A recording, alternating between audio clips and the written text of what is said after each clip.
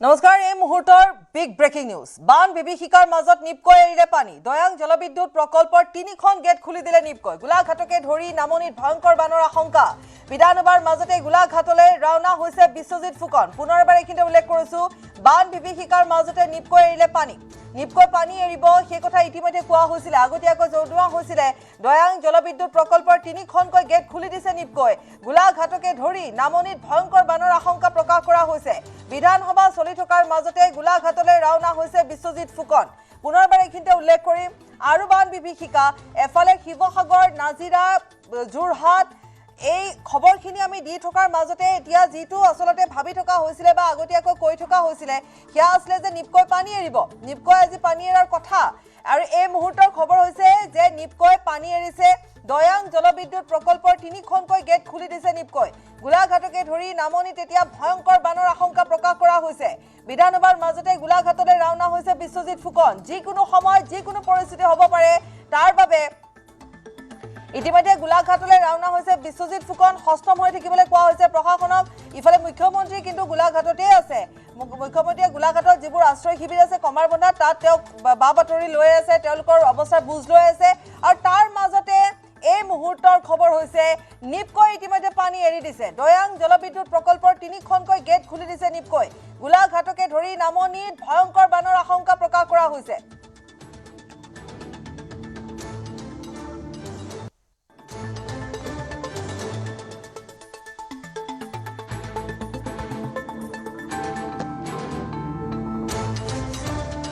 মৃদু মোহন গোস্বামী আছে পোনপটীয়াকৈ আমাৰ সৈতে সংযুক্ত হৈ আছে মৃদু আপোনাৰ ওচৰলৈ আহিছো আৰু যেহেতু এই কথাখিনি পাতি থকা হৈছিল যেটো আশংকা কৰা হৈছিল ইতিমধ্যে হেতুৱে হল নিপকৈ পানী এৰি দিছে হয় পাপৰিছং নিপকৈ পানী এৰি দিয়াৰ পিছতে এতিয়া সমগ্ৰ গোলাঘাট জিলাতে ভয়ংকৰ বানৰ আশংকা কৰা হৈছে ইতিমধ্যে গোলাঘাট জিলাৰ এটা বিস্তীৰ্ণ অঞ্চল বানৰ কবলত পৰি আছিল আজি মুখ্যমন্ত্ৰীগৰাকীয়েও গোলাঘাটৰ সেই বান পৰিস্থিতি পৰ্যবেক্ষণ কৰি আছে তাৰ মাজতে যেতিয়া নিপকৈ এই ৩খন গেটেৰে পানী এৰি দিছে ইয়াৰ পিছত নামনিৰ অংশত ভয়ংকৰ বানপানী হোৱাৰ এতিয়া সম্ভাৱনা প্ৰবল হৈ পৰিছে কালিৰ নিশাৰ ভাগতে গোলাঘাট জিলা প্ৰশাসনে এক জাননী প্ৰদান কৰিছিল যে সকলো ৰাইজকে সতৰ্ক হৈ থাকিবলৈ সাৱধান হৈ থাকিবলৈ আহ্বান জনোৱা হৈছিল প্ৰয়োজনীয় সা সামগ্ৰী নথিপত্ৰ যি থাকে সেয়া ওপৰত পানীত যাতে ডুব নাযায় তাৰ ব্যৱস্থা ল'বলৈ আগতীয়াকৈ জনোৱা হৈছিল আৰু তাৰ পিছত আজি এতিয়া খবৰ আহিছে যে নিপকৈ ৩খন গেটৰ পানী খুলি দিছে ইয়াৰ ফলত যি ধনচিৰি মহকুমা আছে সেই ধনচিৰি মহকুমা বিস্তৰ ক্ষতি হোৱাৰ সম্ভাৱনা আছে সমান্তৰালকৈ নুমলীগড়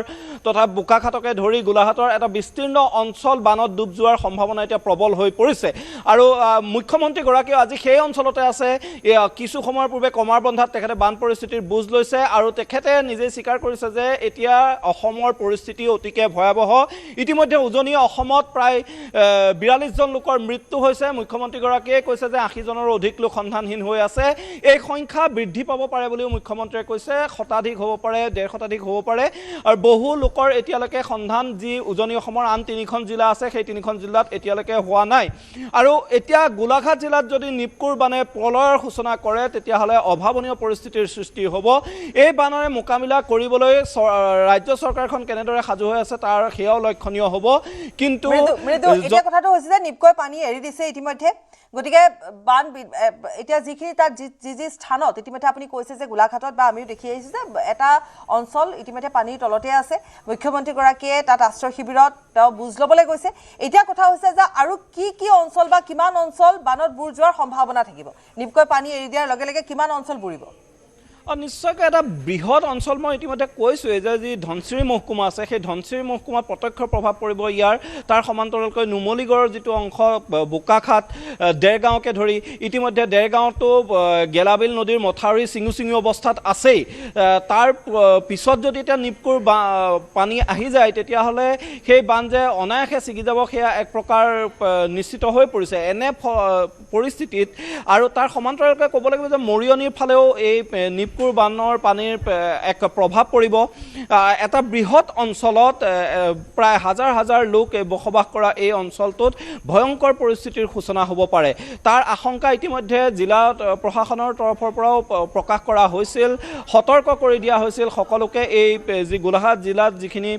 ৰাইজ আছে তেওঁলোকক সতৰ্ক কৰি দিয়া হৈছিল বানৰ বাবে প্ৰস্তুত থাকিবলৈ কোৱা হৈছিল প্ৰয়োজনীয় সা সামগ্ৰী ওপৰত উঠাই ৰাখিবলৈ কোৱা হৈছিল আৰু তেওঁলোকক কোৱা হৈছিল যে হেল্পলাইন নাম্বাৰ দুটাও তেওঁলোকৰ বাবে মুকলি কৰি দিয়া হৈছিল যিকোনো পৰিস্থিতিত উদ্ধাৰ সহায়ৰ বাবে সেই নাম্বাৰকেইটাত যোগাযোগ কৰিবলৈ কোৱা হৈছিল আৰু তাৰ পিছতে এতিয়া নিপকোৰ বান্ধ খুলি দিছে হয়তো এই বান্ধ খুলি দিয়াৰ কিছু সময়ৰ পিছতে নামনি অংশত পানী বৃদ্ধি পাব জলস্তৰ বৃদ্ধি পাব সেয়া নিশ্চিত ইতিমধ্যে বিপদসীমাৰ ওপৰ প্ৰায় সমানে সমানে বৈ আছে এই অঞ্চলটোত ব্ৰহ্মপুত্ৰৰ জলস্তৰ বৃদ্ধি পায়ে আছে আৰু এই নিপকোৰ পানীয়ে ব্ৰহ্মপুত্ৰ পৰাৰ লগে লগে কিন্তু ব্ৰহ্মপুত্ৰৰেও যে এক ভয়ংকৰ পৰিস্থিতিৰ সূচনা কৰিব কাজিৰঙা ৰাষ্ট্ৰীয় উদ্যানত আহিও যে ইয়াৰ প্ৰভাৱ পৰিব সেই কথাও এক প্ৰকাৰ নিশ্চিত সেইকাৰণে এই সমগ্ৰ অঞ্চলটোতে এতিয়া সতৰ্ক কৰি দিয়া হৈছে আৰু যিগৰাকী সৰুপথাৰৰ বিধায়ক আছে তেখেতে বিধানসভাৰ অধিৱেশন আধাতে এৰি সমষ্টিলৈ ঢাপলি মিলিছে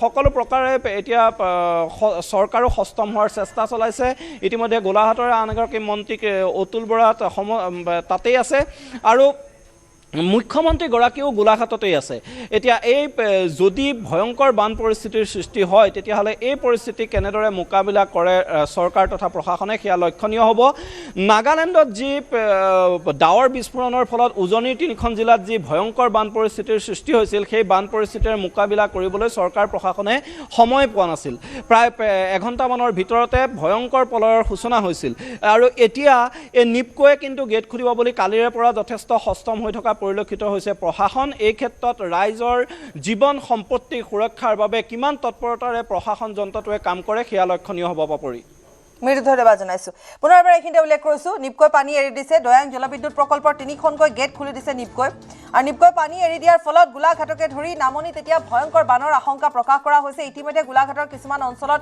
পানী আছে তাত বান আছে গতিকে তেওঁলোকক আশ্ৰয় শিবিৰত ৰখা হৈছে সেইসমূহ স্থান ইতিমধ্যে মুখ্যমন্ত্ৰীয়ে পৰিদৰ্শন কৰি আছে তেওঁলোকৰ সৈতে কথা বতৰা পাতি থকাৰ মাজতে নিপকৈ পানী এৰি দিয়াৰ ফলত এতিয়া গোলাঘাটৰ ধনচিৰি মহকুমাৰ যিমানবোৰ অঞ্চল আছে সকলো পানীত ডুব যোৱাৰ আশংকা প্ৰকাশ কৰা হৈছে গতিকে দয়াং জলবিদ্যুৎ প্ৰকল্পৰ 3খনকৈ গেট খুলি দিয়াৰ ফলত কি অৱস্থা বা কি পৰিস্থিতিৰ সন্মুখীন হ'ব কিমান পানী হ'ব এয়া এই মুহূৰ্তত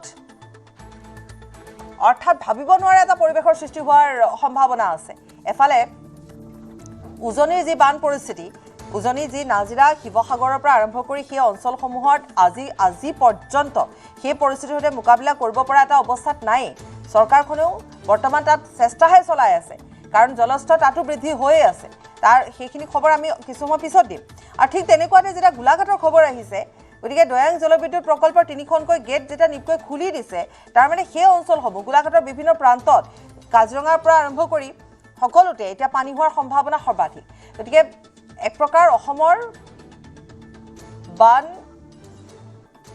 বান পৰিস্থিতি সেই পৰিস্থিতি বৰ্তমান হাম কটাতকৈ যে প্ৰায় প্ৰতি মুহূৰ্তত বৃদ্ধি পাইছে বা জলস্তৰো বৃদ্ধি পাব আৰু যাৰ ফলত এতিয়া এটা অবৰ্ণনীয় পৰিৱেশ পৰিস্থিতিৰ সৃষ্টি হ'বলৈ গৈ আছে সেয়া বৰ্ণনা কৰিব নোৱাৰি আমি আকৌ কৈছো যে দয়াং জলবিদ্যুৎ প্ৰকল্পৰ 3খন গেট খুলি দিছে নিপকৈ আৰু খুলি দিয়াৰ ফলত গোলাঘাটকে ধৰি নামনিৰ বহু অঞ্চল বানত ডুব যোৱাৰ আশংকা আছে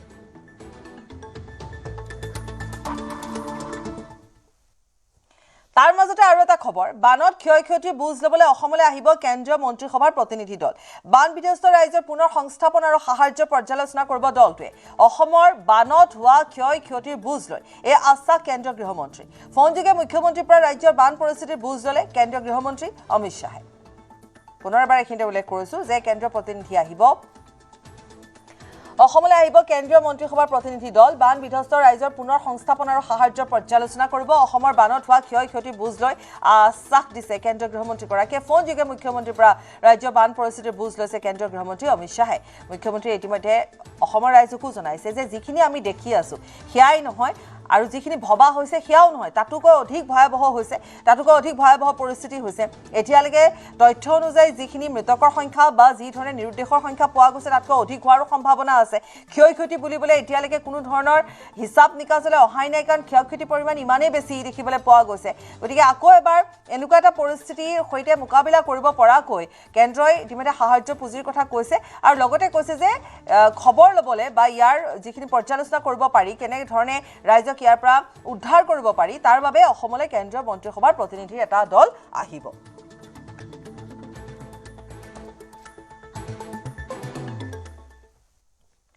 আৰু উজনি জলপ্ৰলয়ত এই পৰ্যন্ত 42 জনৰ মৃত্যু হৈছে। মৃতকৰ সংখ্যা আৰু অধিক বৃদ্ধি হোৱাৰ সম্ভাৱনা আছে। এতিয়াও সন্ধানহীন হৈ আছে 80 জনৰো অধিক লোক। গোলাঘাটত আজি বান পৰিস্থিতিৰ বুজ লৈ এই মন্তব্য কৰে মুখ্যমন্ত্ৰী ডক্টৰ হিমন্ত বিশ্ব শৰ্মাই। গোলাঘাটৰ কমাৰবন্ধাৰ ভাস্কৰ উচ্চ বুনিয়াদী বিদ্যালয় শিবিৰত আশ্ৰয় লৈ থকা বানাক্ৰান্তৰ খবৰ ল'লে মুখ্যমন্ত্ৰীয়ে। বানাক্ৰান্তৰ সৈতে মত বিনিময় কৰাৰ লগতে উপযুক্ত সকলো সাহায্য প্ৰদান কৰিবলৈ প্ৰশাসনক নিৰ্দেশ প্ৰদান কৰে। আশ্ৰয় শিবিৰত মুখ্যমন্ত্ৰী চাওক কণকণ শিশুসকলৰ সৈতে তেওঁ কথা পাতিছে। কণকণ শিশুসকলৰ সৈতে তেওঁ বহিছে, খেলিছে, তেওঁলোকৰ ক্ষয়ক্ষতি বুজ লৈছে, তেওঁলোকক কি লাগে বা কি খাব পাৰিব বা কি দিলে তেওঁলোকৰ ঔষধ পাতিৰ পৰা আৰম্ভ কৰি সকলোবোৰ লগতে তেওঁ আশ্বাস প্ৰদান কৰিছে, সকলো সহায়ৰ আশ্বাস প্ৰদান কৰিছে। মুখ্যমন্ত্ৰীৰ সৈতে মন্ত্ৰী অজন্তা নেওগ উপস্থিত আছে। তাৰ পিছতে নুমলীগড়তো বান পৰিস্থিতি পৰ্যবেক্ষণ কৰিব মুখ্যমন্ত্ৰীয়ে। ইমানখিনি সময় এটা আশ্ৰয় শিবিৰত তেওঁলোকে দিছে। গতিকে এতিয়া কথাবোৰ এনেকুৱা ধৰণৰ হয় যে মুখ্যমন্ত্ৰীগৰাকী তাৰ পৰা অহাৰ পিছত যাতে প্ৰশাসনে সেইখিনি গুৰুত্বই দিয়ক যিখিনি গুৰুত্ব বৰ্তমান তাত দি থকা হৈছে। গতিকে তেওঁ মুখ্যমন্ত্ৰী হিচাপে সেইসকল লোকৰ ওচৰলৈ গৈছে, সমানে সমানে মজিয়াত বহিছে, কথা পাতিছে, খেলিছে, আশ্বাস দিছে।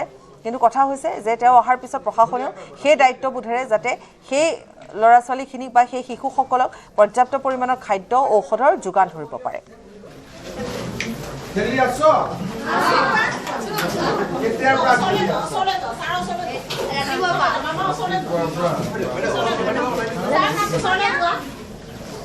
কেনেকে বনাব লাগে বনাইছিল ধুনীয়াকৈ বনা খুলি দে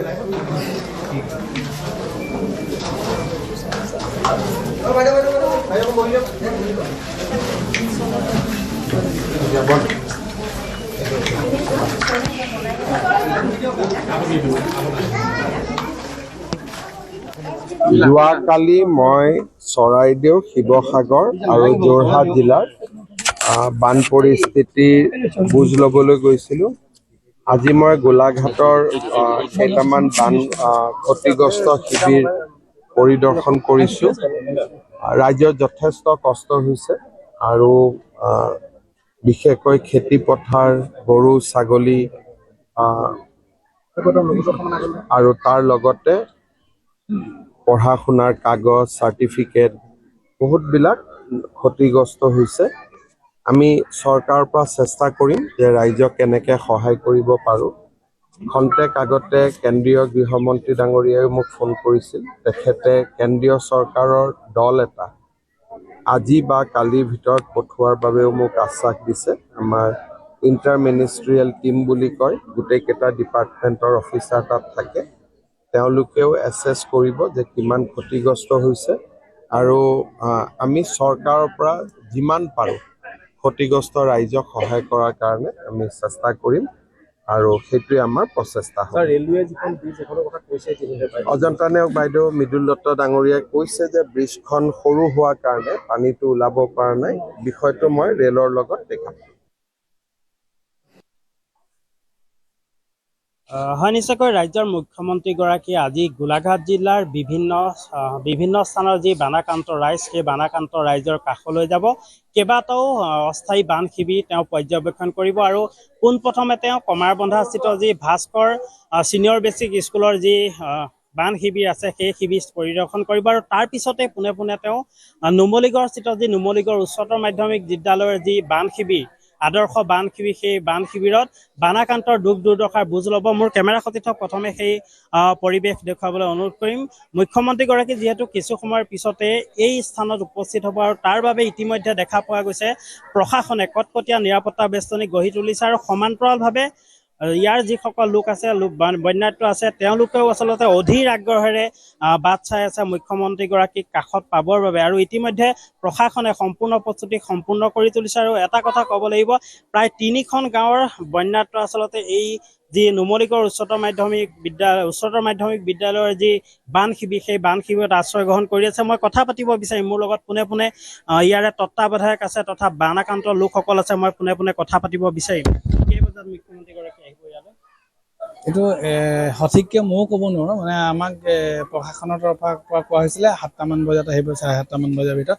কিন্তু কিবা চিডিউল চেঞ্জ হোৱাৰ কাৰণে মুখ্যমন্ত্ৰী ছাৰ অলপ পলম হ'ব বুলি গম পাইছোঁ। কিন্তু আমাৰ এই 3খন গাঁৱত ইয়াৰ আপোনাৰ শিবিৰ আছে। 3খন গাঁৱে 1 নং পাৰঘাট যিটো বাৱৰী গাঁও বুলি কয়, আপোনাৰ নুমলীগড় পথাৰ গাঁও যিটো ভক্তা গাঁও বুলিও জানে, আপোনাৰ নুমলীগড় বাগিচা গাঁও, যিটো ডাউন টাউন বুলি কয়, তলগাঁও বুলি কয়। আপোনাৰ ডাউন টাউনৰ আছে 12টা পৰিয়াল, ভক্তা গাঁৱৰ আছে আপোনাৰ 18টা পৰিয়াল, আৰু ইয়াত আপোনাৰ 60টা পৰিয়াল আছে। 1 নং পাৰঘাটৰ 60টা পৰিয়াল এতিয়া আছে। আৰু কিছু পৰিয়াল আপোনাৰ অহা নাই, ইয়ালৈ কেম্পলৈ অহা নাই, যদিও তেওঁলোক বানাক্ৰান্ত। প্ৰায় 150 মান পৰিয়াল, 150 মান মানুহ তাতে আছে। কেনেদৰে প্ৰস্তুতি কৰি তুলিছে মুখ্যমন্ত্ৰীগৰাকীয়ে? প্ৰস্তুতি যথেষ্ট সুন্দৰ। প্ৰশাসনৰ তৰফৰ পৰা সম্পূৰ্ণ আপোনাৰ এটা নিৰাপত্তা বেষ্টনী গঢ়ি তোলা হৈছে, আৰু সম্পূৰ্ণ আপোনাৰ পোহৰৰ ব্যৱস্থা যথেষ্ট আছে। আৰু বানাক্ৰান্তসকলৰ কাৰণে যি খোৱা পানীৰ ব্যৱস্থা সুন্দৰকৈ কৰা হৈছে। প্ৰতিদিনে তেওঁলোকৰ পানী কেন আহিয়ে থাকে, প্ৰতিদিনে আপোনাৰ তেওঁলোকে কোনো ধৰণৰ খোৱা পানী অসুবিধা পোৱা নাই। আৰু ইতিমধ্যে 3 দিনৰ তেওঁলোকৰ যি আপোনাৰ সাহাৰ্য, সেইখিনি বিতৰণ কৰা হ'ল। আৰু লগতে আপোনাৰ তেওঁলোকক খোৱা পানীৰ ব্যৱস্থা কৰা হৈছে। আৰু আপোনাৰ যিটো মেডিকেল সেৱা, আপোনাৰ স্বাস্থ্যৰ সেৱাৰ কাৰণে যথেষ্ট সুবিধা কৰা আছে। প্ৰথম দিনাখনৰ পৰা বানাক্ৰান্ত সোমোৱাৰ সময়ৰ পৰাই আপোনাৰ ইয়াত মেডিকেল সেৱা চলি আছে। আৰু আদৰ্শ বান শিবিৰ হিচাপে স্থাপিত কৰিবই লাগে, কাৰণ আজি বহুত বছৰৰ পৰা ইয়াত বান শিবিৰ চলিয়ে আছে। আৰু প্ৰায় এইটো আপোনাৰ বান শিবিৰত আগতো বহুত দূৰৰ পৰা আহে, বংকল ফালৰ পৰাও ইয়ালৈ বান শিবিৰৰ মানুহ আহিছিলে। মানে যথেষ্ট উৎসুকতাৰে এতিয়া লোকসকল বাট চাই আছে মুখ্যমন্ত্ৰীগৰাকী। যথেষ্ট উৎসুকতাৰে বাট চাই আছে, যিহেতু তেওঁলোকে ভালেখিনি সাহাৰ্যও পাইছে। আৰু তেখেতসকলৰ সমস্যা বহুত আছে। তেখেতসকলৰ আপোনাৰ যি বানপানী সঘনাই যে বানপানী হৈ থাকে, যোৱা বছৰ আপোনাৰ 3বাৰকৈ বানপানী হৈছে, সেইটো এটা ডাঙৰ সমস্যা। এই সমস্যাবিলাক আপুনি বানাক্ৰান্তসকলৰ লোকসকলক সুধিলে আপোনালোকে বুজি পাব। গতিকে হয়, নিশ্চয়কৈ কিছু সময়ৰ পিছতে যিহেতু কমাৰবন্ধাৰ পৰা মুখ্যমন্ত্ৰীগৰাকী পোনে পোনে এই যি নুমলীগড় উচ্চতৰ মাধ্যমিক বিদ্যালয়ৰ যি আদৰ্শ বান শিবিৰ, সেই বান শিবিৰত উপস্থিত হ'ব। আৰু 3খনকৈ গাঁৱৰ, এই সমগ্ৰ অঞ্চলটোত 3খনকৈ গাঁৱৰ বৰ্ণাঢ্য আচলতে এই বান শিবিৰত আশ্ৰয় গ্ৰহণ কৰিছে। মোৰ লগত বানাক্ৰান্তৰ একাংশ লোক আছে। বাইদেউ, আপোনালোকৰ ঘৰ ক'ত? নুমলীগড় পথাৰ। ঘৰৰ অৱস্থা কেনেকুৱা? ঘৰৰ অৱস্থা বেয়া, আমাৰ ৰাস্তা পদূলি নাই। ঘৰৰ পৰা আমাক নাৱত আনিছে, নাৱত আনি আগলৈ নাৱত আনি তাৰপিছত বটনাৱত ধনশৰী নদী পাৰ কৰি এফালে গাড়ী দিছে স্কুলত আহিবলৈ। কেইদিন হ'ল ইয়াত? আজি 3 দিন হ'ল, সোমবাৰে হোৱা। আপোনালোকৰ গাঁওখনত কিমান মানুহ আছে ইয়াতে? গাঁওখনৰ মানুহ আছে 60-70টা মান। ইয়াতে আছে। বাকী খিনি নাই। সুবিধাসমূহ পাইছেনে? চব পাইছো। হয়, নিশ্চয়কৈ নিজৰ সপোনৰ ঘৰখন এৰি এনেদৰেই বান শিবিৰত আশ্ৰয় গ্ৰহণ কৰিছে। মোৰ কেমেৰা সতীৰ্থক মই পুনৰ এক পৰিৱেশ দেখুৱাবলৈ অনুৰোধ কৰিম। মুখ্যমন্ত্ৰীগৰাকীয়ে আহি এই স্থানতে বৰ্ণাঢ্যসকলৰ লগত তেওঁ মত বিনিময় কৰিব। বৰ্ণাঢ্যসকলৰ যি দুখ দুৰ্দশা, সেই দুখ দুৰ্দশাৰ বুজ ল'ব। আৰু ইতিমধ্যে গোলাঘাট জিলা প্ৰশাসনৰ তৰফৰ পৰা সম্পূৰ্ণ প্ৰস্তুতি কৰি তোলা হৈছে। সমান্তৰালভাৱে মুখ্যমন্ত্ৰীগৰাকীৰ নিৰাপত্তাৰ ক্ষেত্ৰত আচলতে বিশেষ ব্যৱস্থা গ্ৰহণ কৰা হৈছে। আৰু ইতিমধ্যে নুমলীগড় উচ্চতৰ মাধ্যমিক বিদ্যালয়ৰ যিটো বান শিবিৰ, এই বান শিবিৰটো আদৰ্শ বান শিবিৰ হিচাপে চিহ্নিত কৰিছে। আৰু ইতিমধ্যে সম্পূৰ্ণ প্ৰস্তুতি কৰি তোলা হৈছে, যিহেতু 3খন গাঁৱৰ বৰ্ণাঢ্য আচলতে ইয়াত আশ্ৰয় গ্ৰহণ কৰি আছে। মোৰ কেমেৰা সতীৰ্থই দেখুৱাব সম্পূৰ্ণ তেওঁলোকে যি তালিকা, সেই তালিকাখন মই দেখুৱাবলৈ ক'ম। প্ৰায় 182জন লোকে এই বান শিবিৰত আশ্ৰয় গ্ৰহণ কৰি আছে। আৰু 3খনকৈ ৰাজচক্ৰ গাঁৱৰ লোক ইয়াতে বান শিবিৰত আশ্ৰয় গ্ৰহণ কৰি আছে। আৰু এনেদৰে সমগ্ৰ ৰাজ্যৰ লগতে নুমলীগড়ৰ যিসমূহ অঞ্চল আছিলে, যিসমূহ বৰ্ণাঢ্যৰ লোক আছিলে, সেই লোকসকলক এনেদৰে চৰকাৰ প্ৰশাসনৰ তৰফৰ পৰা বান শিবিৰ স্থাপন কৰি আশ্ৰয় দিয়া হৈছে। আৰু নুমলীগড়তো যিহেতু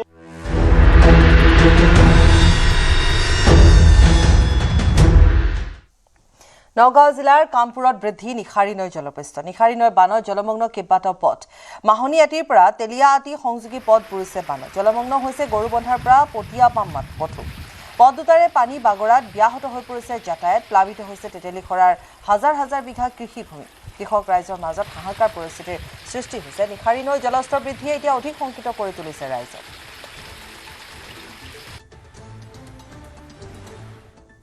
আজি প্ৰায় 5 দিন মানেই হ'ল পানী আহিয়ে আছে, ৰাস্তা ওপৰলৈ বাগৰিছে। ল'ৰা ছোৱালী স্কুল যাব পৰা নাই, নিজেও দোকান বজাৰ কৰিব পৰা নাই। পথাৰত খেতি বাতি মাৰিছে, মানুহৰ খেতি বাতি ৰুই হৈছেহে প্ৰায়, কিন্তু এতিয়া পানী সোমাই গ'ল। এতিয়া কেনেকৈ ৰাইজ চলিব ক'ব পৰা নাই। মানুহৰ জেগা জেগা সোমাইছে, জেগা জেগা সোমোৱা নাই। এইটো কি ৰাস্তা ৰাস্তাটো এইটো ক'ৰ পৰা ক'লৈ গৈছে? এইটো মাহনীয়াটিৰ পৰা এইফালেদি বেঙেনাআটি হৈ পেলাই দক্ষিণপাট হাতীগড় নগাঁৱৰ ফালে গৈছিল। শিৱসাগৰলৈ পুনৰ নামিছে বিপদ। নাগালেণ্ডৰ ধাৰাসাৰ বৰষুণৰ বাবে উফন্দি উঠিছে দিখৌ দিচাং। বিপদ সীমাৰ ওপৰে বৈছে শিৱসাগৰৰ কেইবাখনো নদী।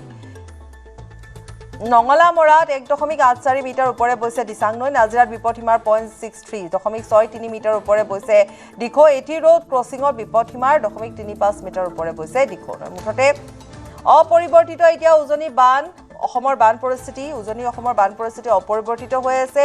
জলস্তৰ কমা নাই, বৃদ্ধি পাই গৈ আছে। কেইবাখনো নৈ বাঢ়নি পানীত এতিয়া ন অঞ্চল বুৰ গৈছে। 42 জনলৈ বৃদ্ধি পাইছে। বানত মৃত্যু হোৱা লোকৰ সংখ্যা নিৰুদ্দেশ হৈ আছে। এতিয়াও শতাধিক। শিৱসাগৰ জিলাৰ বানত মৃত্যু হৈছে সৰ্বাধিক লোকৰ। জিলাখনত সন্ধানহীন হৈ আছে 70 জনতকৈ অধিক লোক। প্ৰলয়ংকাৰী বানত 5,64,000ৰো অধিক লোক ক্ষতিগ্ৰস্ত হৈছে। নাজিৰাতো 19 জনতকৈ অধিক লোক সন্ধানহীন হৈ আছে।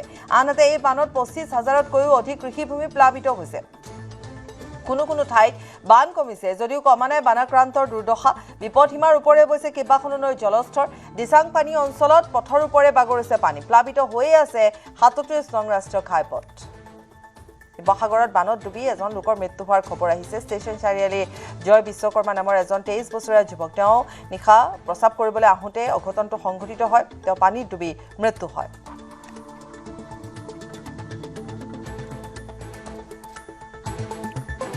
আৰু ইফালে আন এক খবৰ, শিৱসাগৰৰ 37 নং ৰাষ্ট্ৰীয় ঘাইপথ অৱৰোধ। দৰিকাপাৰাৰ বৰ্ণাঢ্য অৱৰোধ কৰিছে ৰাষ্ট্ৰীয় ঘাইপথ। বিশুদ্ধ খোৱা পানী যোগান নধৰাত প্ৰশাসনৰ বিৰুদ্ধে ক্ষোভ। বানাক্ৰান্তক খাদ্য আৰু পানী যোগান ধৰিবলৈ আহ্বান। খাদ্য আৰু খোৱা পানীৰ নাটনিত ভুগিছে বানাক্ৰান্তই। বিশুদ্ধ খোৱা পানী যোগান নধৰাত প্ৰশাসনৰ বিৰুদ্ধে ক্ষোভ প্ৰকাশ কৰিছে। বানাক্ৰান্তক খাদ্য আৰু পানী যোগান ধৰিবলৈ আহ্বান জনোৱা হৈছে। তেওঁলোকে প্ৰতিবাদ কৰিবলগীয়া হৈছে। খাদ্য আৰু খোৱা পানীৰ নাটনিত ভুগিছে বানাক্ৰান্তই। বিশেষকৈ খোৱা পানীৰ অভাৱ হৈছে। সেয়া আমি ৰাতিপুৱাৰ ভাগতো আমাৰ বাতৰি যোগেও আমি দেখুৱাইছিলোঁ। শিৱসাগৰৰ 37 নং ৰাষ্ট্ৰীয় ঘাইপথ এতিয়া ৰাইজে অৱৰোধ কৰিছে। দৰিকাপাৰা বৰ্ণাঢ্য অৱৰোধ কৰিছে ৰাষ্ট্ৰীয় ঘাইপথ। বিশুদ্ধ খোৱা পানীৰ অভাৱ হৈছে। খাদ্য তেওঁলোকে পোৱা নাই। প্ৰশাসনে পৰ্যাপ্ত পৰিমাণৰ সামগ্ৰী যোগান ধৰা নাই। এতিয়া আগবেলা আমি দেখুৱাইছিলোঁ যে পুৱা 9 বজা 10 বজালৈকে তাত প্ৰশাসনৰ কোনো লোক আহি উপস্থিত হৈ তেওঁলোকক খবৰ বাতৰি লোৱা নাই। গতিকে এতিয়া তেওঁলোকে প্ৰতিবাদ কৰিছে। তেওঁলোক ওলাই আহিছে। 37 নং ৰাষ্ট্ৰীয় ঘাইপথ তেওঁলোক অৱৰোধ কৰিছে।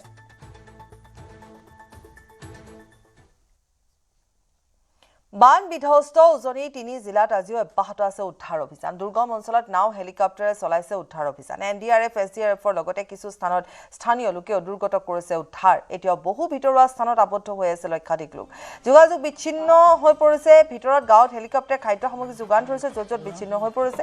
কিন্তু চৰকাৰৰ উদ্ধাৰ আৰু সাহায্য অভিযান 4 দিনে পৰ্যাপ্ত হোৱা নাই। এতিয়াও বানাক্ৰান্ত বহু লোকে উদ্ধাৰৰ বাবে আৰ্তনাদ কৰিছে। ভোকে লঘোণে বানত আবদ্ধ ৰাইজে এমুঠি চাউলৰ বাবে, অকণমান খাদ্যৰ বাবে তেওঁলোকে এতিয়া অসহায় হৈ পৰিছে। 4 দিন ধৰি ভোকে লঘোণে কটাইছে। কোনো অঞ্চললৈ যাব, কোনো এনেকুৱা ধৰণৰ অঞ্চলো আছে য'ত উদ্ধাৰকাৰী দল যাব পৰা নাই। উজনি অসমত উদ্ধাৰ অভিযানত সন্তুষ্ট নহয় বিৰোধী কংগ্ৰেছ। চৰকাৰৰ হাতত উদ্ধাৰ অভিযানৰ পৰ্যাপ্ত সা সুবিধা নাই বুলি মন্তব্য কৰিছে বিৰোধী দলপতি ৱাজেদ আলী চৌধুৰীয়ে। মানুহ মৰি আছে, কমচে কম প্ৰায় 50 পাবগৈ। এনেকুৱা এটা অৱস্থা হৈছে। বুজিছোঁ, গোটেই মানুহ পোৱা নাই নহয়। মানুহ এতিয়াও উদ্ধাৰ কৰিবলৈ বাকী আছে, কাৰণ চাফিচিয়েণ্ট ইনফ্ৰাষ্ট্ৰাকচাৰ তেওঁলোকৰ হাতত নাই। বোট লাগে বহুত, কেইটামান বোটহে তাত লগাইছে। এই যে মানুহবিলাক যে মৰিছে, কিহৰ কাৰণে মৰিছে? পানীত ফচি গৈহে মৰিছে। গতিকে এইটো সন্তুষ্টজনক নহয়। শিৱসাগৰত এতিয়ালৈকে বহুত জেগাত এতিয়ালৈকে ফ্লাড ৰিলিফ এতিয়ালৈকে পোৱা নাই। কিয় পোৱা নাই, কিয় নাই পোৱা, সেইটো চৰকাৰে আমাক বুজাওক আৰু জনাওক। বহুত জেগাত এতিয়ালৈকে পানী বটল এটা পোৱা নাই, বা খাবলৈ আপোনাৰ একদম চিৰা বা যেনেকৈ মেইন যোনখিনি খাব লাগে আৰু পানী পোৱা নাই। তাৰপিছত এই মহৰ কাৰণে যোনটো মহ মাৰিবলৈ যোনখিনি মস্কিটো ৰেপেলেণ্ট যোনখিনি কয় সেইখিনি পোৱা নাই। এই বহুত জেগাত এতিয়ালৈ পোৱা নাই। সেইখিনি মই সুধিব বিচাৰিছোঁ কেতিয়া পাব আৰু কোনে দিবলৈ যাব। সেইটো এটা কথা যে সেইটো মই খবৰ পাইছোঁ, আমি কথা পাতি আছোঁ বহুতৰ লগত, যে হেলিকপ্টাৰৰ পৰা পানীত পেলাই থৈ গুচি গৈছে আৰু এনেকুৱা জেগাত পেলাই থৈ গৈছে যে তাত খাব পৰা অৱস্থাতো নাই, তাত মানুহ এজন যাবলৈ অৱস্থাত নাই। ইতিমধ্যে চৰকাৰী তথ্যমতে মৃত্যুৰ সংখ্যাও যদি উল্লেখ কৰিছে, আমি বিভিন্ন মানুহৰ লগত কথা পাতিছোঁ, বেচৰকাৰী তথ্যমতে মৃতকৰ সংখ্যা আৰু বৃদ্ধি পাব। ইমান ভয়াৱহ প্ৰশাসনে ভাবিবই পৰা নাই। এতিয়া এনেকুৱা বহুত অঞ্চল আছে য'ত প্ৰশাসন যাবই পৰা নাই। গতিকে এনেকুৱা এখন বানৰ ছবি, প্ৰকৃত ছবিখন এতিয়াও কিন্তু আমি বহুতে নাজানো। নাগালেণ্ডে অসম চৰকাৰক জনাইছিল, অসম চৰকাৰে তাৎক্ষণিকভাৱে ব্যৱস্থা ল'ব লাগে কৈছে, আমি যিমান পাৰোঁ লৈছোঁ। কিন্তু আমাৰ প্ৰশ্ন এটাই যে প্ৰাকৃতিক দুৰ্যোগৰ ফলত কি কি ক্ষতিগ্ৰস্ত হ'ব পাৰে, কোন কোন এলেকা প্ৰাকৃতিক দুৰ্যোগৰ ফলত ক্ষতিগ্ৰস্ত হোৱা এলেকা, এই কথাবিলাক সাধাৰণতে ডিপাৰ্টমেণ্টৰ হাতত তথ্য থাকিব লাগে। ৰিয়াৰ সৈতে বাতৰি পাবি দিয়ালৈছে। নমস্কাৰ। अक्कर बक्कर बम्बे बो ঘৰত কোনটো TMT লগাইছে? माइथन स्टील আপোনাৰ